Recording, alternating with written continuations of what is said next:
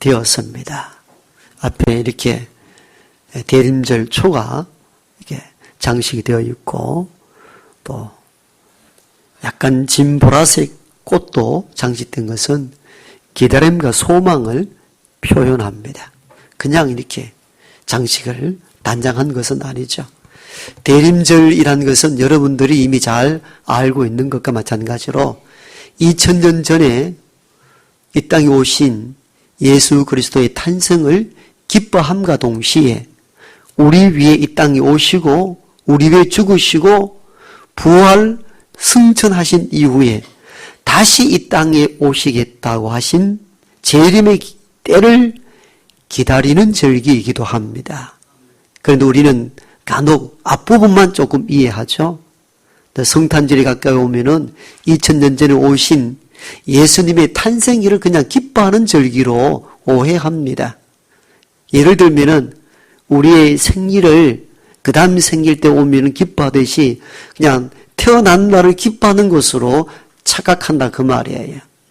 대림절은 그 의미보다 더 깊고 큰 의미가 있는데 그것은 곧 부활하여 하늘나라로 올라가신 예수님이 이 땅에 다시 오시는 때를 소망과 기대 가운데 기다리는 절기입니다. 그래서 진보라색 개똥은 기다림을 의미하는 예전적 색이기도 합니다. 기다리는 절기라는 것을 우리가 잊지 말아야 됩니다. 따라서 다시 오실 재림의 주님을 성도는 어떤 자세로 기다려야 하는지 오늘 본문 중심으로 말씀을 증거할까 합니다. 오늘 본문은 주님께서 십자가 지시기 전에 종말의 때를 어떻게 기다리는가에 대해서 하신 말씀입니다. 시점은 다르지만도 재림을 기다리는 오늘 우리에게 있어서도 여전히 필요한 말씀이기 때문에 오늘 본문을 중심으로 재림을 기다리는 성도는 어떤 자세를 가져야 되는지에 대해서 오늘 본문 중심으로 말씀을 증거할까 합니다. 첫 번째로 재림을 기다리는 성도는 주님이 분명히 그리고 다시 이 땅에 오시리라는 확신을 가져야 합니다. 어떤 기대와 소망도 없이 그때 주님 부활 성천하면 끝이지 다시 오시겠는가 믿지 못하겠다. 그냥 현세 가운데 교회에 나가서 마음 편안하게 신앙생활을 하면 되지 뭘 또 주님 다시 오신다고 믿고 기다리는가. 그게 아님을 우리가 알아야 합니다. 오늘 본문은 그 이전 본문부터 연결되어 있는데 길어서 좀 짧게 끊어서 읽었습니다. 이전 본문 30절에 보면 인자는 예수님을 의미하죠. 인자가 구름을 타고 능력과 큰 영광으로 오는 것을 보리라. 너희가 주님 다시 이 땅에 오시는 것을 보게 될 것이라는 것을 분명히 말씀을 하고 있습니다. 이어서 32절에는 무화과 나무 가지가 연하여 지고 잎사귀를 내면 여름이 가까이 온 줄 아나니 인자가 가까이 곧 문 앞에 이른 줄 알라. 이렇게 말씀을 하고 있습니다. 예수 그리스도가 이 땅에 다시 영광 가운데 오는 것을 여러분이 보게 될 것이며 32절에서는 이게 얼마나 확실한가 하면 무화과 나무 가지가 연하여지고 잎사귀를 내미는 여름이 가까이 오는 것과 같이 인자의 가까이 온도 이와 같을 것이다. 여러분 우리가 꽃이 피면 봄인 줄 알고 나뭇잎이 또 푸르러지면 여름이 가까이 온 줄 알고 낙엽이 떨어지면 가을이 온 줄 알고 눈이 내리면 겨울이 온다고 확신을 합니다. 여러분 이건 불확실한 것이 아니죠. 계절이 바뀐다는 것은 우리가 계절을 경험하면서 분명히 온다는 것을 기대하고 살아갑니다. 이와 마찬가지로 계절이 오는 것과 마찬가지로 주님이 다시 오는 것은 너무나 분명하다는 겁니다. 예수님을 믿고 교회에 다니긴 다니는데 다시 오실 주님에 대한 기대와 소망 없이 다니는 것은 헛된 신앙입니다. 그러므로 대림절에 성도는 어떤 자세로 삶을, 신앙을 지켜나가야 하는가 하면은 예수 그리스도가 다시 이 땅에 오신다는 것을 믿고 기다릴 줄 알아야 됩니다. 이게 대림절에 우리가 가져야 될 신앙의 자세입니다. 대림절 때에 어떤 설교를 할까 고민을 하다가 결국은 주의 다시 오심, 재림의 때를 기다리는 신앙의 자세를 준비해야 되겠다고 본문을 준비하다가 또 고민이 생겼습니다. 왜냐하면 현대 그리스도인들이 과연 재림에 대해 관심이 있겠는가 하는 부분들 때문이었습니다. 사실 그렇죠. 너무 막연해 보이잖아요. 주님 다시 온다는 것에 대해서는 이론적으로는 그렇게 믿고 배웠지만도 실제 우리 삶 속에 울림이 있을 정도로 말씀이 와닿지 않는 거예요. 그러니까 설교자로서 고민이 되는 거죠. 여러분, 예수 믿으면 건강하고 복받습니다. 이러면 현재적인 문제잖아요. 그럼 귀를 쫑긋 기울이고 아멘하고 좋아들 합니다. 그런데 재림에 대한 이 이야기는 먼 얘기같이 들리거든요. 그리고 현재 나에게 어떤 의미가 있는지를 잘 몰라요.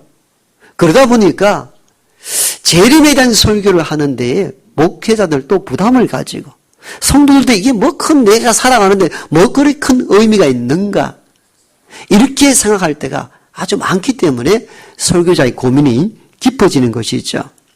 여러분 실제적으로 그렇잖아요.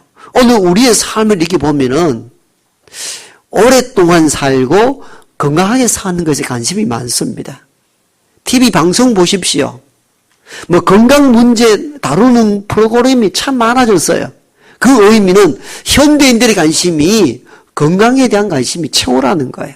어떻게 하면 오래 살고 그 다음에 어떻게 하면 돈을 잘 벌고 잘 먹고 잘 사는가 여기 관심이 많은 거예요. 그런데 주의 재림에 대해서 관심을 기울여 본 적이 있습니까? 별 관심이 없어 사실은. 그러니까 설교자의 고민이 깊어가는 거예요. 그런데 주님께서는 이러한 우리의 내면의 세계를 알았든지 35절에 이렇게 말씀합니다. 천지는 없어질지언정 내 말씀은 없어지지 아니하리라. 즉 앞에 한 이 말씀, 인자가 구름을 타고 영광 가운데 다시 오는 것과 무화과 나무가 연하여 지고 잎사귀를 내미는 여름이 가까운 줄 아나니 인자의 가까이 문 앞에 온 것을 너희가 알게 될 것이라. 이 말씀을 하고 난 뒤에 마무리를 이렇게 말씀합니다. 내가 한 이 말은 천지는 없어질지 몰라도 내 말은 없어지지 아니하리라. 즉 주님이 반드시 이 땅에 다시 온다는 것은 확실하다 그 말씀입니다. 그러므로 이 대림절 절기 기간 동안에 재림을 기다리는 성도는 주님이 이 땅에 다시 온다는 사실을 믿고 기대 가운데 신앙생활하는 저와 여러분 되기를 원합니다. 기대와 소망을 가지고 살아야 됩니다. 그럼 주님 언제 옵니까? 언제 오십니까? 궁금하지요? 궁금하고 말고요. 오신다 했으니까 궁금하잖아요. 그런데 우리는 두 번째 알아야 될 사실은 주님의 재림 시기는 알 수 없음을 깨달아야 됩니다. 오늘 본문 36절에는 그 날과 그때는 아무도 모르나니 하늘의 천사들도 아들도 모르고 오직 아버지만 아시느니라. 주님 반드시 온다고 말씀했고 이 말씀은 천지가 변해도 내 말씀은 변함이 없다 하시고 난 뒤에 그 날과 그 시에 대해서는 알 수 없다 이렇게 말씀합니다. 우리는 다 알고 싶잖아요. 그죠? 궁금하잖아요. 언제 날짜가 확정되면 준비하기도 편하잖아요. 그래서 사람들은 좀 영안이 열리고 기도 많이 했다는 사람들 중에 일부는 이 세기가 끝날 때마다 주의 재림을 공포하여 세상을 어지럽게 한 이들이 사실은 많았습니다. AD 999년 12월 31일 세기가 바뀌잖아요. 세기 말이 되잖아요. 그때에 세상에 종말이 오고 주님이 이 땅에 오신 데에서 많은 사람들이 높은 산에 올라가서 주님을 기다렸던 적이 있었습니다. 또 1844년 3월 21일 윌리엄 밀러도 주님 그때 온다고 공표를 하였습니다.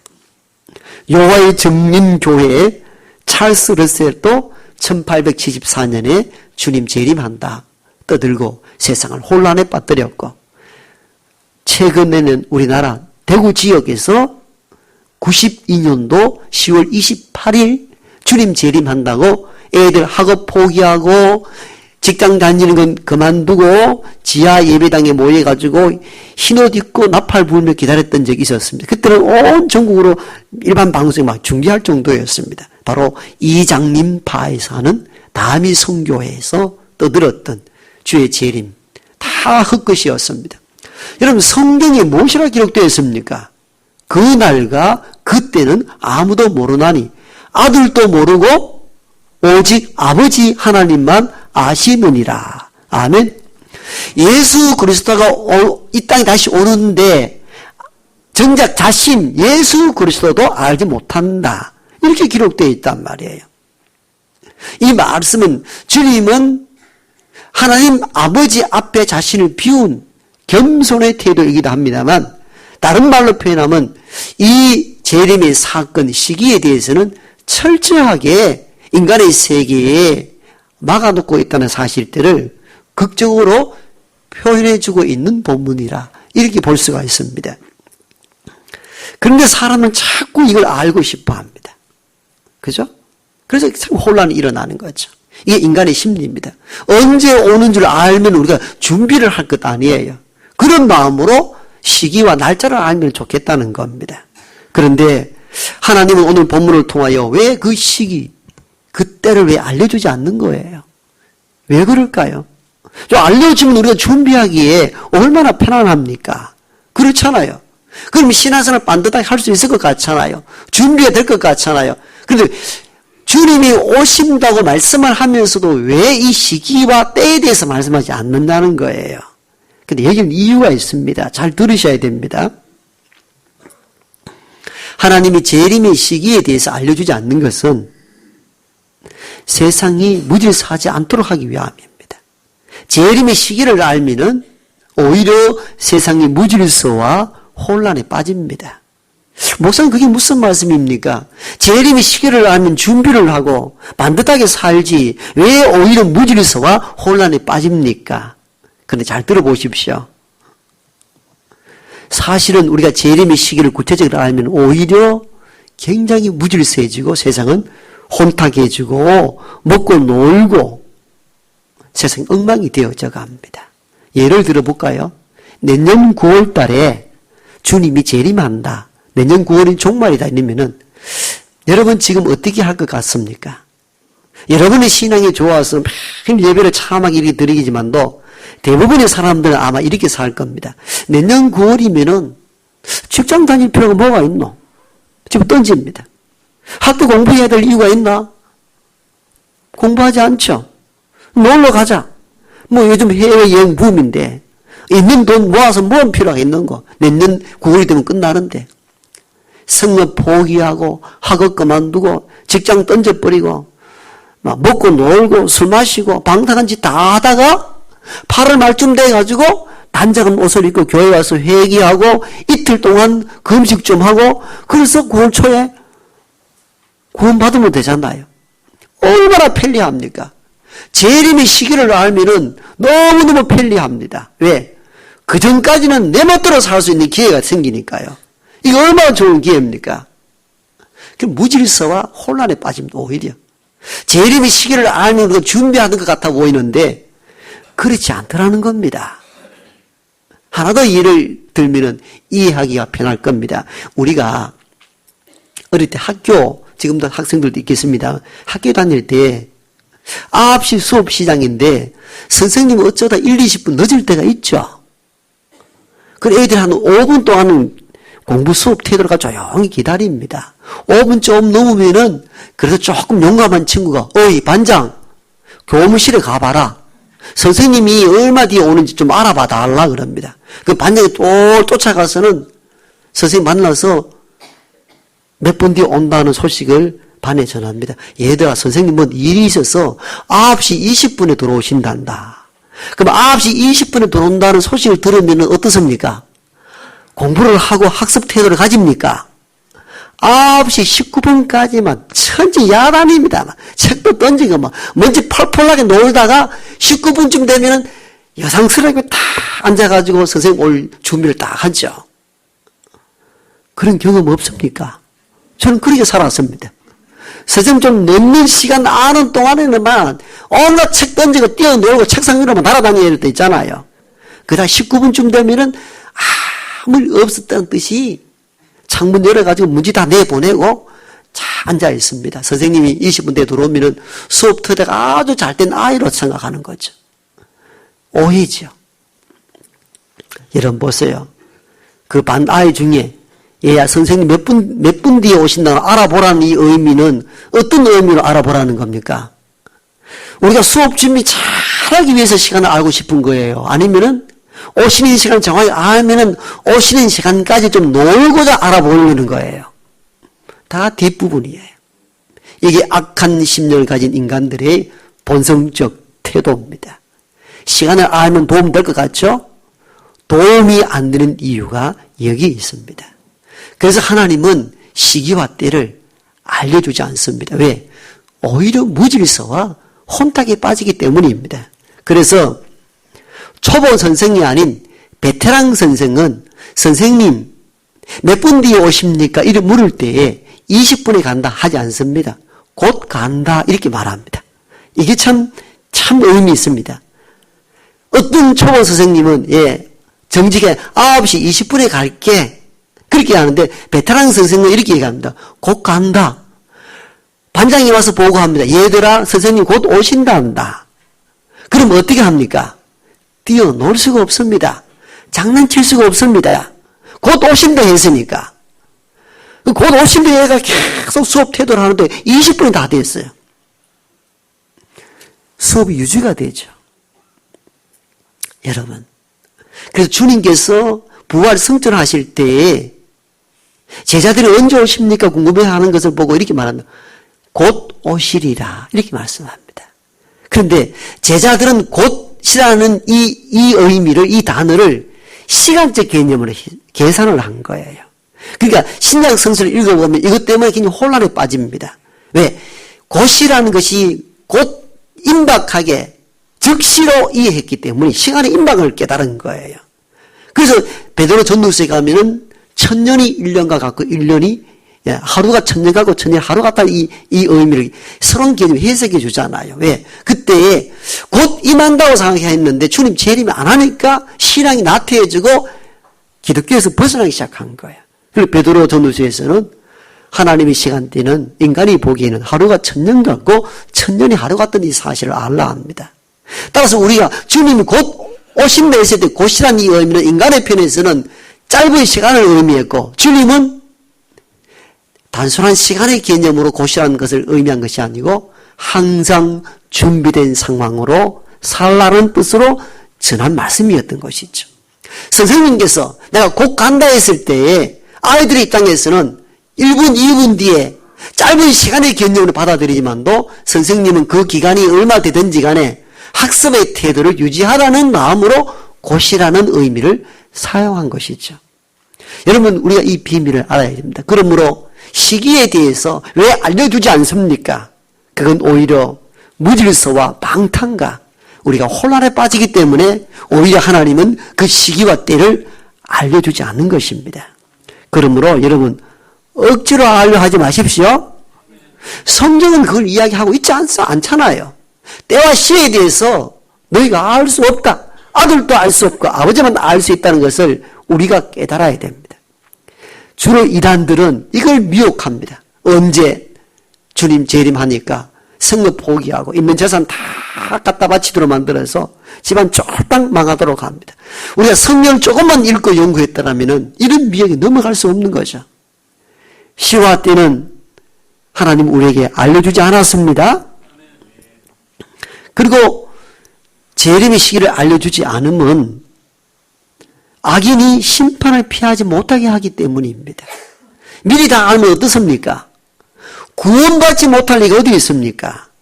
일생 살아가는 것 동안 예수 안에서 선한 믿음의 싸움을 싸웠던 이들과 일평생 악한 노릇을 하다가 날짜 알고 하루 전에 회개하고 돌아선 사람하고 똑같이 구원받는다면 불공평하죠. 그러므로 재림의 시기를 알지 못하고 갑자기 찾아오게 하신 것은 악인들이 심판을 피하지 못하도록 하기 위함입니다.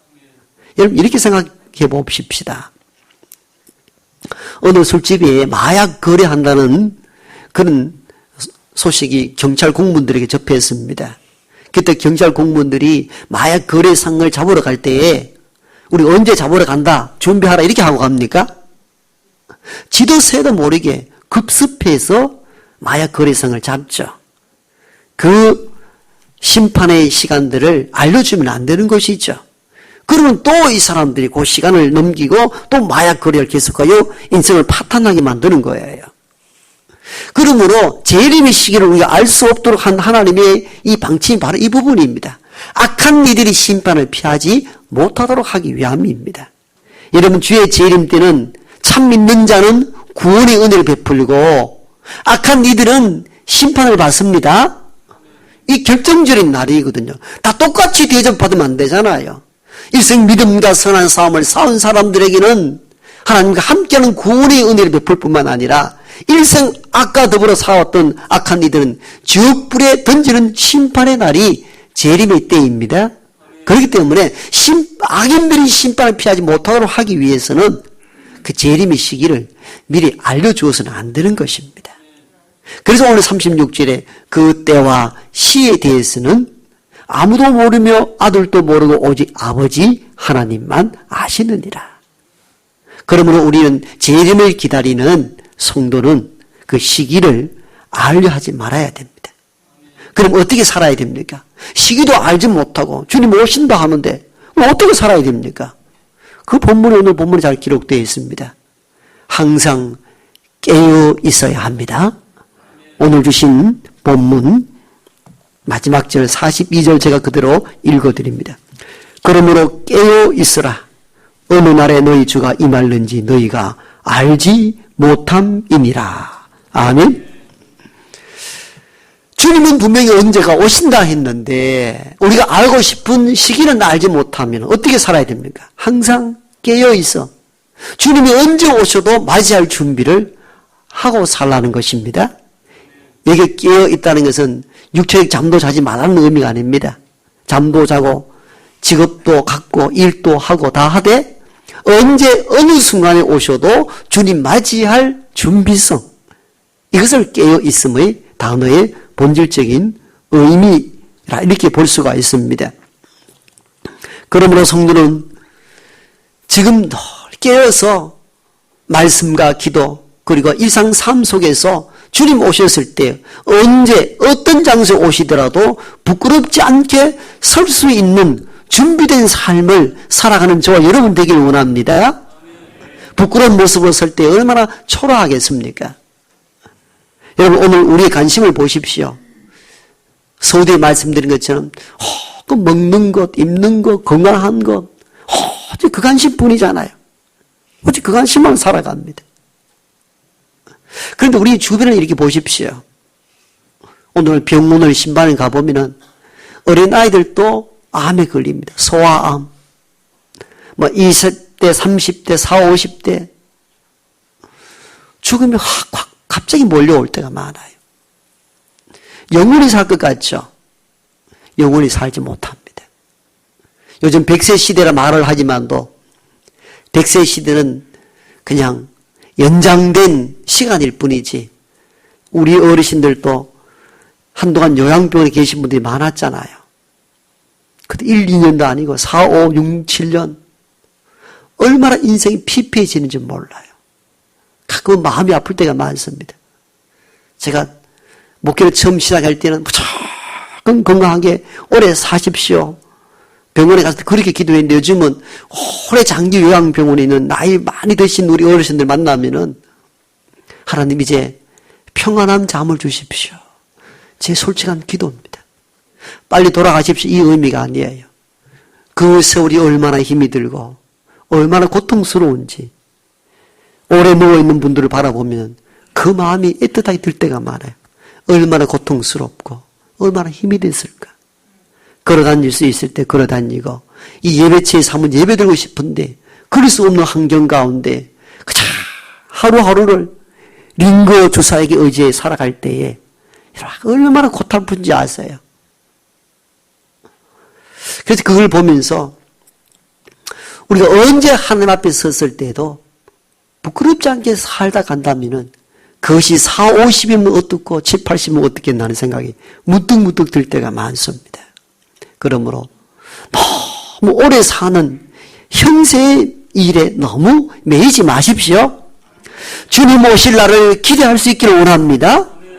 여러분, 이 믿음의 사람들이, 이 기대와 소망으로 산 사람들이 그리스도인들이에요. 하늘의 소망은 아무것도 없고 그냥 현재에만 머물러서 뭘 먹고 어떻게 살까 오직 그것만 매여 살다가 사실은 어떤 것도 가지지 못한 채 죽음을 맞이한 많은 사람들을 보게 되잖아요. 우리 삶에는 끝이 있습니다. 영원히 살지 못합니다. 여러분, 제가 이렇게 말씀을 전해도요, 우리 속에는 그건 내 나중 일이고요. 그래도 대구 지역 어떤 지역에 개발이 돼가지고 아파트 세운다는데 아파트 한 번쯤 들어가 살아보고 싶잖아요. 그건 하고 가야지 이런 마음 들 때가 있잖아요. 저는 인간적으로 충분히 이해가 됩니다. 그러나 너무 매이지 마십시오. 다 하나님 앞에 설 때가 오고 주의 재림 때가 온다는 사실을 잊지 말아야 됩니다. 그래서 주님은 이 마지막 말씀을 통하여 깨어있으라, 깨어있으라. 내가 언제 올지 모른다. 그 말씀을 강조한 이유를 아셔야 됩니다. 주님이 오셨을 때에 역사적 종말로 꼭 온다는 것만 중요한 것이 아니고 개인적 종말이 오잖아요. 그렇죠? 죽음이라는 종말도. 그 역사의 재림 종말만을 기다리는 것이 아니고 내 개인이 죽음으로 주님 앞에 섰을 때에 부끄럽지 않게 오늘을 살아가야 됩니다. 유감스럽지만도 오늘 우리가 이 시간 지나고 난 뒤에 어떻게 됐는지 아무도 장담할 수가 없어요. 저조차도. 그러므로 항상 깨어있어. 내가 주님 앞에 마지막 섰을 때에 부끄럽지 않게 살아갈 준비, 믿음의 준비를 하는 저와 여러분 되기를 소망합니다. 아버지 하나님, 100세 시대를 산다 하여 자랑하지만